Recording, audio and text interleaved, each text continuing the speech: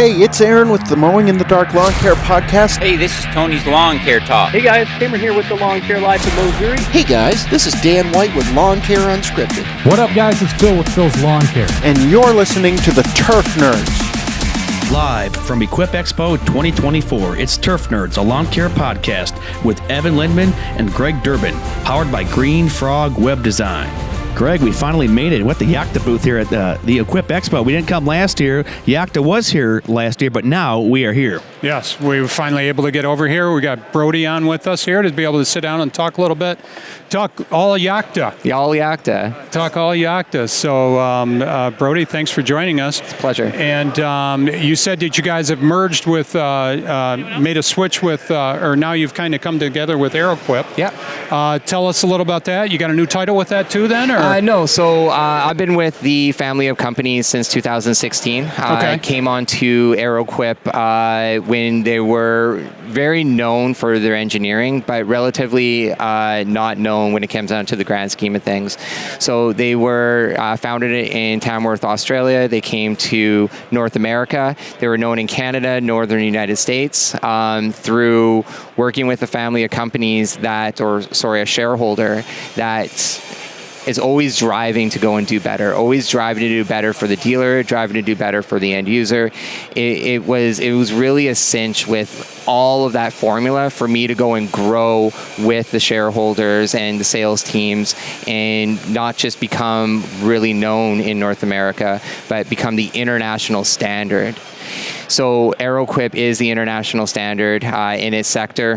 We are in North America, Australia, New Zealand, Europe, South Africa, and that's actually how Yakta was born, was through those core values that the shareholders go and have into bettering the industry and alleviating consumer and dealer concerns. Okay, great. So Yakta was, so let me get this right, it was born from kind of like AeroQuip, yes, basically. So now you guys have been a company, so Yakta was born like, what, roughly about 2 years ago? Because you were at the Expo last year, Brodie. So what's your official title with Yakta? Man, there's a couple of these company titles, Greg. I'm like, I don't know what they're like.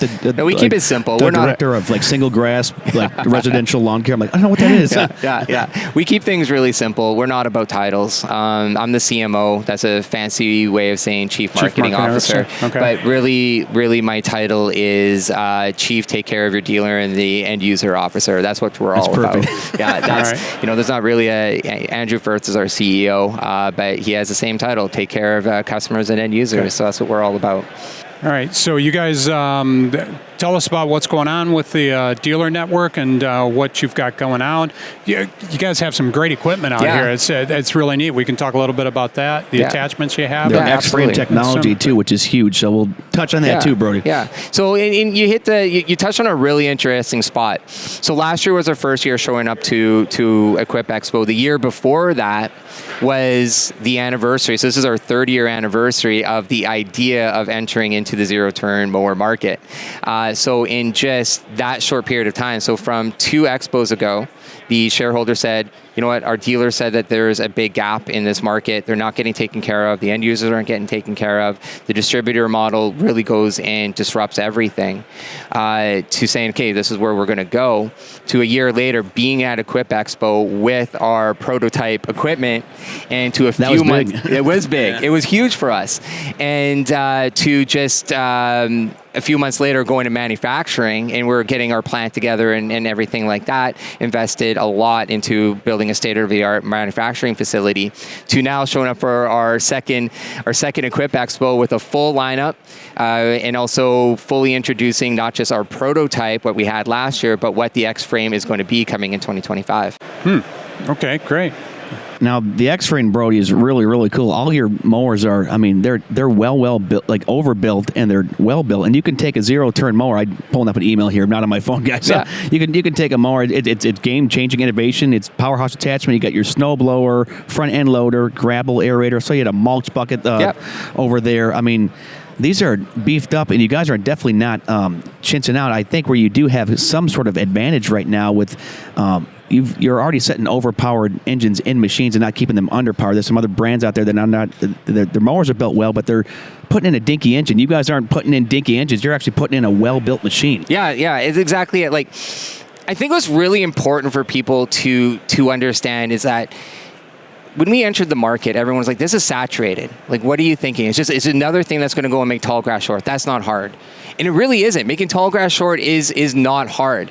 Taking care of the end users, taking care of the dealers, figuring out ways to go and engineer to do better, that's hard. And when we're in a space where everybody's getting bought and paid for, everything is just the same mower with a different color. And consumers are the ones that are suffering through that whole thing.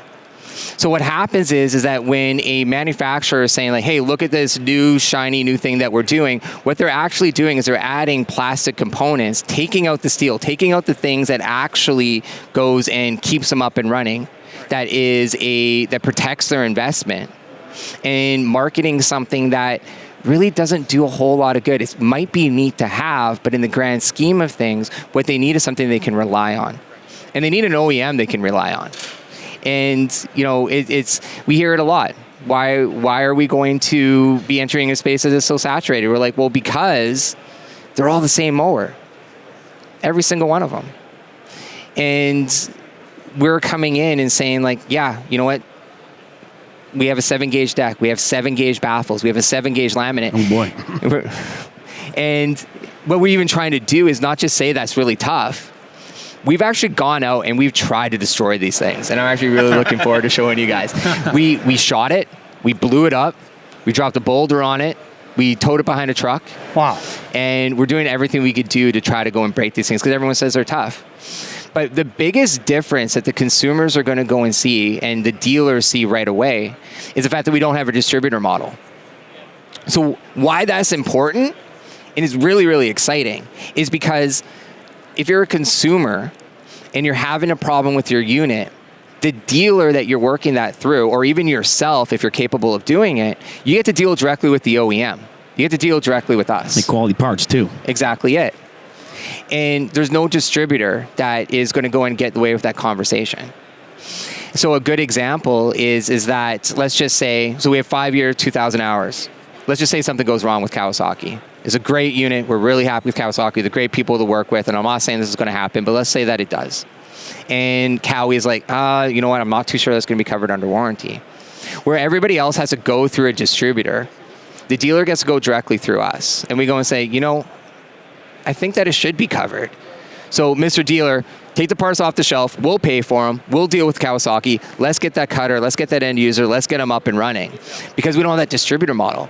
And then we're also able to provide premium products at a price that everybody else is marketing and positioning their product because the consumer isn't paying the dealer, isn't paying the distributor, and the OEM. We're just taking out the middle guy. You're taking out the distributor. Exactly it. We're not taking out the distributor to try to go and provide a unit that's affordable. We're taking out the distributor to take care of the dealer and take care of the end user. I mean, that's brilliant. They're really taking care of us, Greg. I'm very fascinated and relieved that their warranty program, like Yakta, is standing by that because how many times do you take in say something's out of warranty, so you can actually have more of a personal relationship with Yakta, and maybe they can honor something. Say something was 50 hours out of warranty. Yep. Maybe they'll be able to cover that, not just kind of give you the stiff arm, right? Yeah. And then there's a really funny story with that. Is that with AeroQuip, we actually started off just being 5 years, and we were 10 years taking care of them. 11, 20. We're like, well, we're doing it anyway. So 15 years. AeroQuip has 15-year warranty. And we actually have a lot behind that, too. We also have a brand promise, is that if you get injured using our equipment, you get your money back and you get to keep it. So that's how Yakta also came up with their warranty, with our warranty, is the fact that, you know what? We need to stand behind these units. When we pick Hydrogear, when we pick Kawasaki to go and be our distributors, when we pick the components to do with the screen and who's going to go and provide those, we need to stand behind it. It's not the consumer. It should be on the consumer for those things to go and fail. We need to have some skin in that game. And that's what makes it really cool, Greg, because we were talking about this when we had Brodie on this past winter, that it's really cool that you have your LCD screen, but it'll actually tell you what's wrong with the parts on the mower, whereas other mowers don't really have that infotainment system. That's really innovative. I haven't seen any other mower that has that, Greg. I mean, have you seen that? I have not. That's something new for you guys, and that's something you inherited from AeroQuip then? Or is that how the methodology behind it is comes from AeroQuip. Okay. It's a check engine light problem. Yeah. So Andrew Firth, our CEO, is like, okay, so here's all the pains, here's all the concerns that they currently have, here's what we stand for, our methodologies should support this. Now we just got to find the right solution. And then that screen display is what the solution was to take care of that check engine light. Because the last thing you want to see is that thing go on and you're like, okay, what is it? And it's going to cost me, I'm going to lose a day or more just bringing the unit in for somebody to plug something in to go and tell me that my tire was a little low. Yeah. Right? And that's huge. What you just said is for somebody to tell, to have to deal with that. Yeah. But, there's a dealer up by us that you bring your mower in, it's 2 weeks before I get that thing He's sitting back. around there shaking my head. The zero downtime's 2 weeks. I'm like, I'll just repair it myself. Like my main mower, I have to repair it myself. Yeah. I do a fairly good job, but it's like, Greg, we have no time in our league to wait 2 weeks, right? No, and then I've got a backup mower, but there's a reason it's a backup mower. Yeah, it's not my key mower. Yeah. And so that's I've an got expensive solution. Yeah, and so I'm down. If I had to take an infinite, fortunately my dealer I work with is great. They've got great service. But if I'm the guy that has to wait 2 weeks for my mower to come back, that's nuts. Yeah. And so that's why we really appreciate that you guys are really backing up a lot of the stuff that you're doing, and you're taking care of the dealers with that warranty well. Yeah, correct. So the dealers get a $200 hour shop rate, which is about 100 more than anybody else is offering, right? Wow. Yeah, if not more. And that gets the cutters front of line. And then also make sure that you get an A mechanic, because if we're all in the business of making money, let's just be honest and put that on the table. So if a dealer is sitting there saying that, hey, I'm only getting $75, I'm going to put my B, C, D mechanic on it because I want my A to be able to go and pump out more in an hour than those other guys can. But if they're like, I'm going to get $200 an hour, okay, cool, I'm going to go and put my A guy on, which going to take care of the commercial guy. Incentivizes it and gets the repairs done, right? Exactly. That's huge. Yeah, that's huge. It's trying to get that, and you're incentivizing the dealer to, hey, I'm taking care of you, so you take care of me and get these guys out the door. Yeah, exactly it. So, Brodie, is your flagship kind of commercial mower? So you have your YXR 910. That's a big boy, but it's the YXR 710 is kind of the one that all the commercial guys or franchise are kind of going to, guys. Yeah. This is a 30.5 horsepower mower. You can get it in 3 different sizes: 54, 61. Greg, there we go, 61. There you are. 72. I like the 16-gallon gas tank. Now, if I'm going through this, is this an now, are you doing all standard EFIs in your engines, or are you still going the carburetor route with some of these? So with our 9 and our 7, we have the EFIs. That allows that diagnostics to go and show up. So instead of having the check engine light, it goes and says, this is what the problem is. This is a critical error. You got to stop. This is what the problem is. It's a meh error. Be aware of it. You got to deal with it soon. Or this isn't anything to worry about. Deal with it when you can. You need the EFI to be able to do that. Now, what was your question, Greg, that you wanted to ask about EFIs? Because you made a good comment to me the other day. Why is it that if EFI is so good, how come everybody's still doing the carb side? I know it's to get a better fuel efficiency or such, but why don't folks just go to EFI in general? Why don't you think they go? Why do you not think any of the competitors go to them in general? It's cost. It's probably all cost. It's a big cost difference between EFI and carburetor, right? There is a cost, absolutely, but it is a profitability situation. Because with EFI, you don't need that check engine light. They want you to have that check engine light, right? They want to be able to sell you more parts that you might not need just because it might be a little worn out. That's what they want. We want to keep you guys up and running. That's the real why behind the what. And as soon as you go and have that, those that are mechanically savvy are able to go and figure it out on their own. Or a lot of those guys are buying the tools just to go and plug it in, and it goes and tell them exactly what's wrong. You can get them off of Amazon and whatnot, so they don't like it. So what's the brains, Brodie, behind this what's it called, X Factor technology here? X-Frame. Sorry, X Factor. X Factor. Wrong show. X-Frame. I just got it all back. I got it backwards. Watching too much TV. We were prepped and had it all pull up. So the X-Frame technology, that's pretty cool because you can literally drive. You could drive the mower with just the 2 rear wheels and not even have the deck on too, if you wanted to, right? That's a funky ingenuity design, but it's actually brilliant, and it keeps it very user friendly because you can do stuff by yourself, not have to have 4 guys help you put an attachment on or things like that. Yeah, so all your costs come from the seat backwards. All your headaches come from the seat backwards. That's where everything is at. Your maintenance, your downtime is all going to happen because of something from the seat backwards. Cutters don't need more to have to go and maintain. They need something that's going to be able to do more. And there are some really big brands out there that do bolt-ons. There's brands out there that also can do attachments. There's actually one brand that can go and do attachment. But there's a lot of tools and a lot of time involved with that. So we had to sit down and be like, okay, how do we alleviate all the maintenance, all the worries, all the concerns, and how do we also make this really easy so that especially cutters can go and make more money? Yeah. Or the homeowners with acreage, that they can not spend, the better part of 2 hours getting this thing going to go and doing another chore. So the premise around it was, we don't want this to be a zero turn when it needs to be an aerator, or when it needs to be a snowblower, or when it needs to be a power rake. We don't want it to be a zero turn mower. It needs to be that thing. It needs to function like that thing. It also needs to be really quick to do. It's like a transformer, Greg, right? It's basically like a Michael Bay transformer. It literally is going from mower to aerator to two-stage snowblower, things like that. Wow. You got it. You absolutely got it. And so we needed to come up with a way that, so we have a bunch of actuators. So just with the toggle switch on our drive handles, it'll go and clamp in. It'll suck the deck on, or what we call our UTC, which is the second attachment. So how it works is that you buy the mower, and then there is a UTC that everything goes and bolts onto. So you just buy one UTC, and then you can buy a snowblower, the aerator, mulch bucket, power rake, whatever it is, that goes and attaches to that, and that becomes it's now a snowblower. It's now that thing. Okay. It's no longer a zero-turn mower by any stretch of the imagination.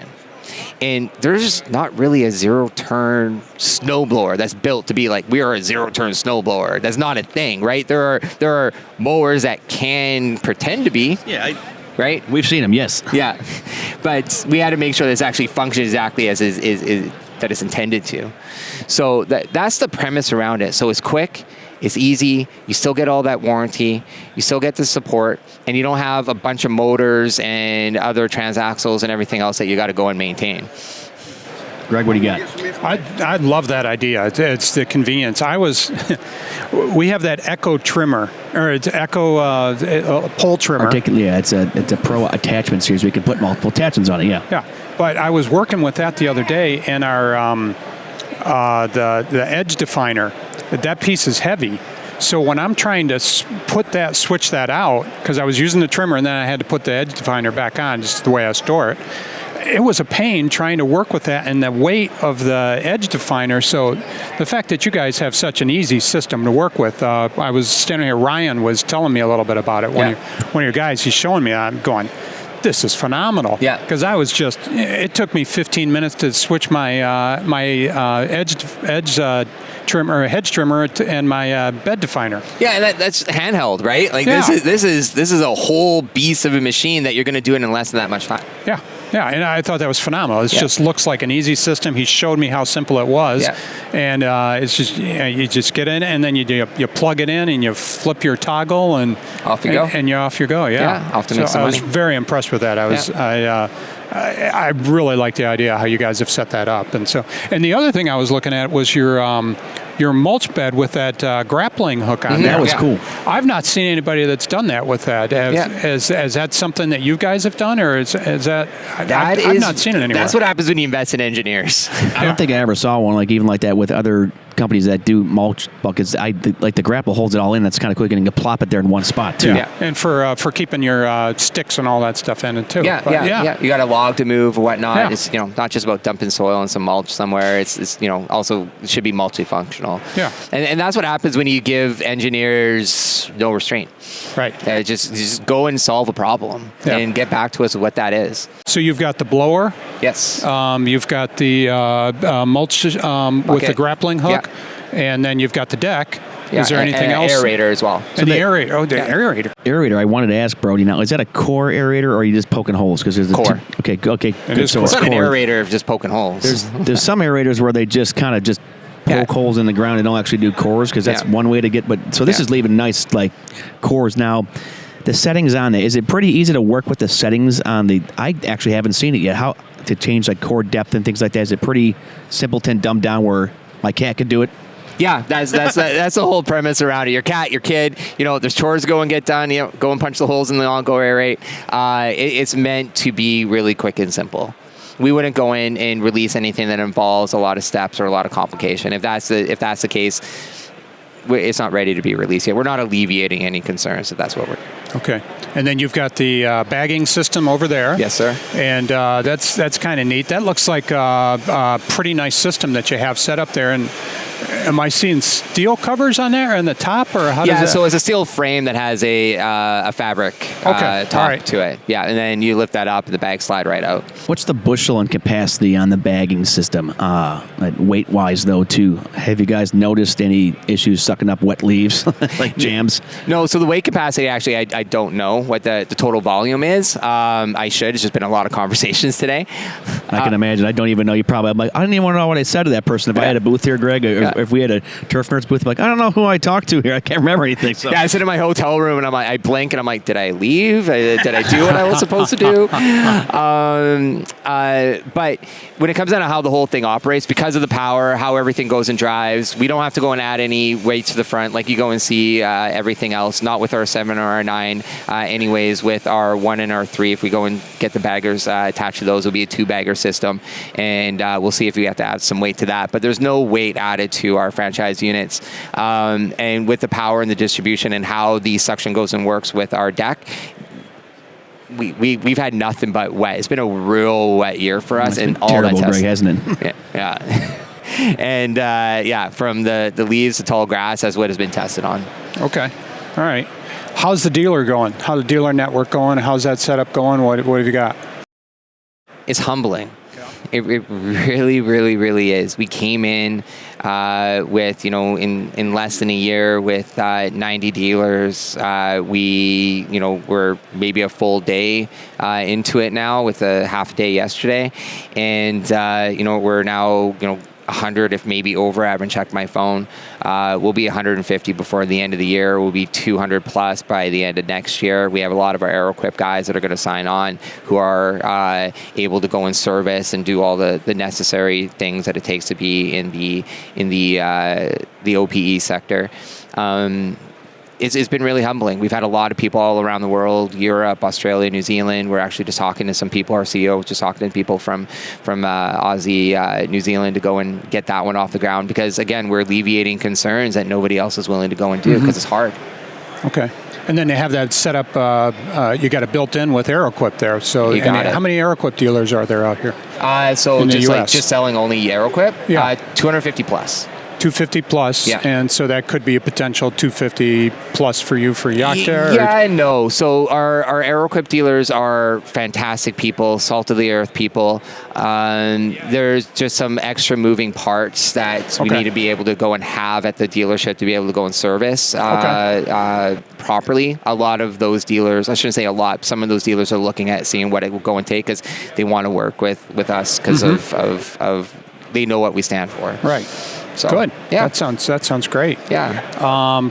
Price points where you can. Oh, I was going to ask you about the stander. I see no riders here. Yeah. I'm a lover of standers. Yeah, I've heard that a lot today. Especially. Yeah, where's the standard, Brodie? Really? Right? Yeah. You came in last year. You saw it. What happened? Right? Yeah. Did you trick us? Sorry to. Hopefully, I'm not putting you on the spot. No. But everybody else has asked. So no. I'm okay. It's a good question. We could do a stander right away. We have it. We have a 61-inch stander that we can go and make happen. Okay. But we're not supplying what the consumer needs with the 61-inch standard. Yeah, it looks like they're kind of it's their flagships at 710 model. It's just a pretty rider. much, yeah. Because the 910 is here, correct? Yep. The 910 is actually right in that corner. Then it's in the opposite corner from here. I get why you're probably focusing on the 710 because it's more of that price point. Because the 910's a big boy. It does have the Vanguard 500-hour oil change, and it's absolutely. I'm just kind of perusing the website again. 38.5 to 40 horsepower. I mean, I want to demo that 910, but we'll probably just work with the 710. So you just I guess what you're really selling right now is 710, then, right? Mm-hmm. Okay. Yeah. So a lot of people come in at the 710. A lot of our commercial guys are coming in at the 710, and they are then going into the 3 and the 1. Because they look at our 320 and our 120 as heavy duty as what they're currently running, if not more. And they're able to go and build a fleet at that at a little bit of a better price point. Okay. And those were considered your residential ones, right? Weren't the 300s That's the fun part. That's the fun part. So I guess just quickly hopping back to the stander, what we're going to go and do is we're going to be releasing the stander with a 36-inch deck because that's what everybody needs. For the backyards and the back small gates, these small standers are huge. It's kind of the crave for people. I mean, I need one, but they're really awesome, and they're not cheap, are they? Either No, and we got to make sure that they are affordable and we're providing the right solution. So 61-inch deck is only going to do it for 25% of the people. So we got to make sure that we go and have them both. So 32 or 34? I just want to say 36. Right? Yeah, it was 36. I'm sorry. Yeah, but I was things could wrong on change. both. Yeah. Wherever the customer goes and leads us. And I'm sorry, we're talking about the before I hop back.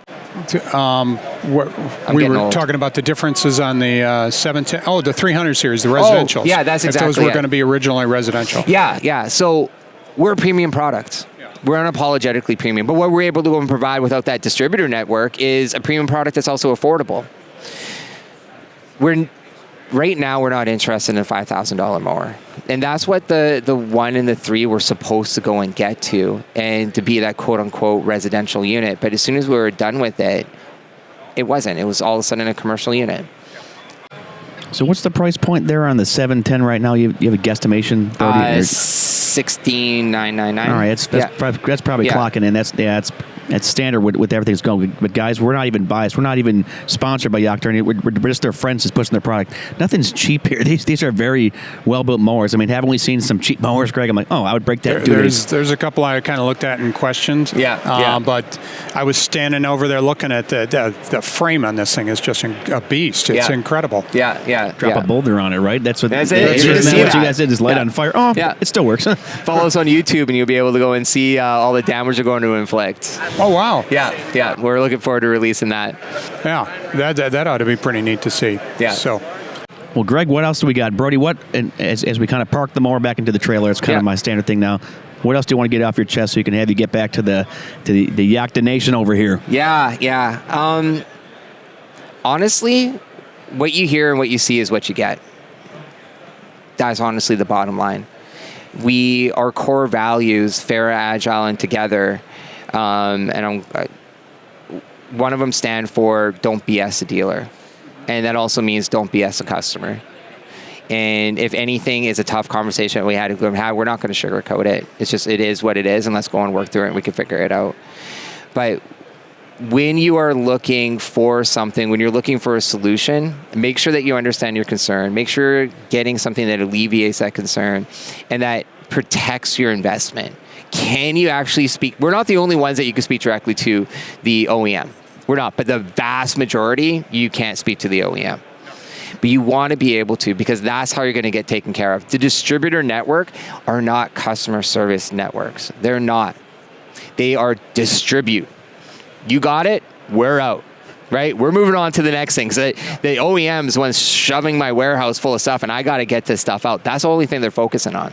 They're not focusing on the customer service stuff. So when you're out there, just make sure that you're taken care of. If Yakta is the one that's going to go and take care of all your concerns, we're extremely humbled for that. If there's something that we're missing, we want to hear it. We want to be able to do better because the best zero-turn mower hasn't been invented yet. And when our 930s, 740s, you name it, go and come out, still at that time, best zero-turn mower hasn't been invented yet. They got 6 different mowers on their site, guys. There's 6 different mowers, so it's actually pretty impressive because it gets down to even like the lower end residential ones for, I don't know, Greg's sons if they wanted to buy them. Anyone. Exactly, it's inheritance. Greg's 400-old grandma. I mean, they're still they're commercially built residential mowers too. Is what I would say. Exactly. So that's where it's impressive. I hadn't thought about that. Leave it for my kids as an inheritance. I like that. Yeah, exactly it. Yeah. So, well, Brodie, thanks for getting on the show. You came from Canada all the way down here to Louisville, Kentucky. So it's been an honor. You finally got to meet the Greg, Uncle Greg Durbin it's here. It's been a pleasure. It's been an honor. Person. Really, Greg, right? Absolute honor. Really. Yeah. Hello, this is Greg. It was fun. Yeah, you know what? And to be honest with you guys, we get asked a lot. And we say no a lot. And we say no a lot because we want to work with the people that have the same type of values, that are in it for the same reason as we are. And you guys are definitely that. Well, you guys are open, it's honest, all Greg, humble. not me. I don't do anything on the show. It's just Greg. No, we appreciate it. That's, like you said, humbling for you guys. That's humbling for us to hear, too. That's awesome. It's really nice to hear. We want all the success for you guys. Thank you. I appreciate it. Brodie, thanks. Get back to work now. Yeah, you got it, right? Boss, watch it.